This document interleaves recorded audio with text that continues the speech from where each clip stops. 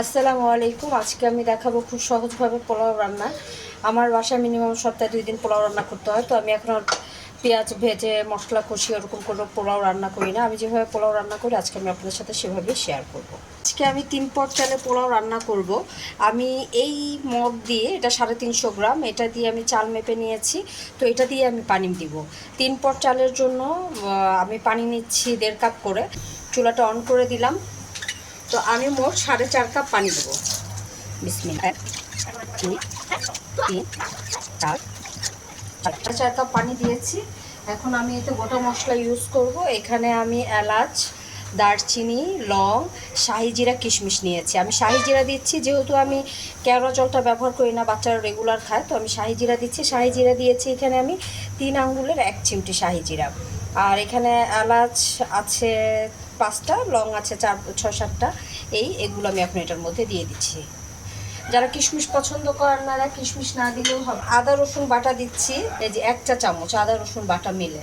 রান্নায় তেলের পরিমাণটা খুবই গুরুত্বপূর্ণ। তো আমার এখানে কিন্তু এই যে কাপটা আছে, আমি সাধারণত এই কাপে তেল মেপে নেই। তো আমি 3 কাপের জন্য এখানে আমি 1.5 কাপের একটু বেশি তেল দিয়েছি। যদি আমি 4 কাপ রান্না করতাম তাহলে আমি পুরো 1 কাপ তেল দিতাম।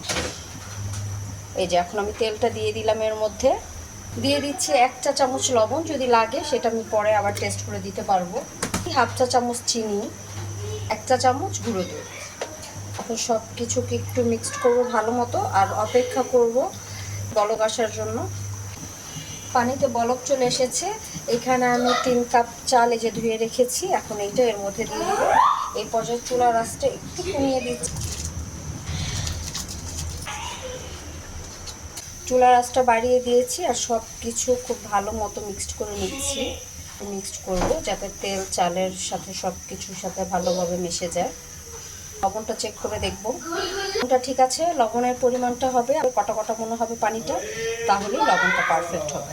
বলক চলে এসেছে। এখানে 5টা কাঁচামরিচ দিয়ে দিলাম। এখন আবারও একটু ভালো মতো এটাকে নেড়ে দিচ্ছি। নেড়ে দিয়ে মিডিয়াম টু হাই আছে আমি এখন এটাকে রান্না করব 5 মিনিট। ঢাকনা দিয়ে দিলাম। এখানে যে ফুটোটা আছে এটাকে এখন বন্ধ করে দিচ্ছি।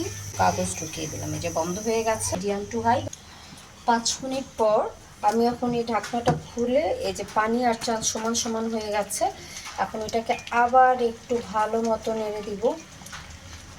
নেড়ে দিয়ে এখন লোতে, একদম লো না, মানে চুলার চারদিকে আগুন থাকবে, তো এরকম লো থেকে একটু বেশিতে, যতক্ষণ পর্যন্ত না পানিটা হালকা শুকিয়ে আসে।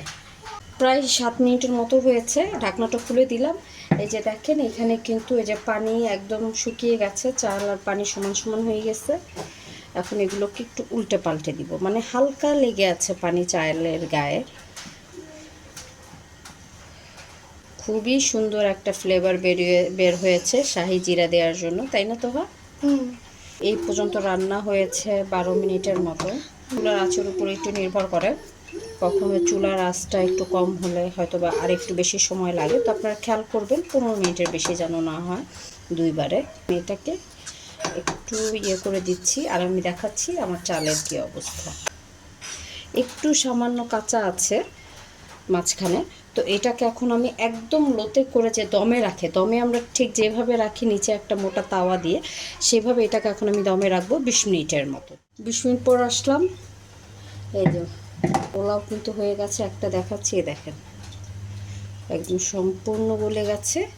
শেষবারের মতো আমি আবার একটু উল্টে পাল্টে দিচ্ছি। একদম ঝরঝরা হয়েছে।